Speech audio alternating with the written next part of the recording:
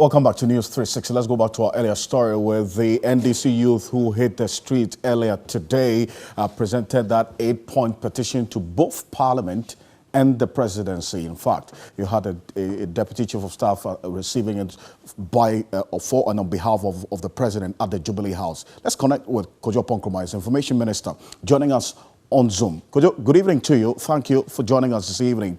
The position or posture of Parliament to these concerns by the youth who hit the street earlier today was to form a joint committee because they believe that there was some validity to their concerns. What's government's response to these 8 points that they raise? I mean, first, let me commend a number of persons for the very peaceful expression of free thoughts that we had on the streets of Accra today. The right to demonstrate is part of the rights of free expression. Our colleagues in the NDC exercised that right. And I think it's worth commending them for what largely was a smooth exercise. It's also important to commend the security agencies for the professionalism with which they handled today's exercise. The intelligence officers who walked among them, who ensured that there were no agents provocateurs in their midst, and then those who gave them an outer corridor protection that ensured that the exercise went on smoothly, I think can be all commended. It should be the norm that citizens can express their thoughts freely and the security agencies will support them. Demonstration is something that all of us from time to time may embark upon, and we should be sure that someday when we all do, our safety will be guaranteed. So we can commend them for that. The substance of their petition dealt with, I think, issues of the economy and issues of security, issues of perceptions of corruption as well. Now, if you take the economy, even before today, the president, I think about a year ago, forewarned us that we know what it takes to bring the economy back to life. We don't know what it takes to bring people back to life.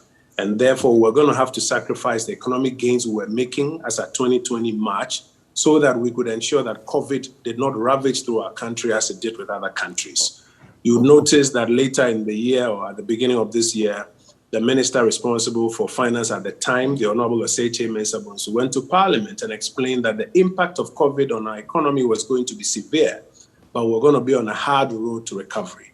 So if today our colleagues in the NDC have caught on to the train and are drawing attention to it, this is the conversation we've been having for over a year now. This is the slow road to recovery that we are on. And I guess what we need to do is to have a conversation about our mutual roles to get through it. If you take security, I think that there have been some security infractions, but the president and the government have been very quick, for example, in Ejura, to put together public inquiry to unravel exactly what happened and to make recommendations for quick implementation. I think all of us have to support the efforts and watch out for a quick implementation. And there's going to be a lot more conversation on this in our subsequent bulletins. Kojo, thank you for your time this evening. And stay with us in our subsequent bulletins, and tomorrow morning on New Day as well, we'll explore all of these issues. Juliet Bewa standing by with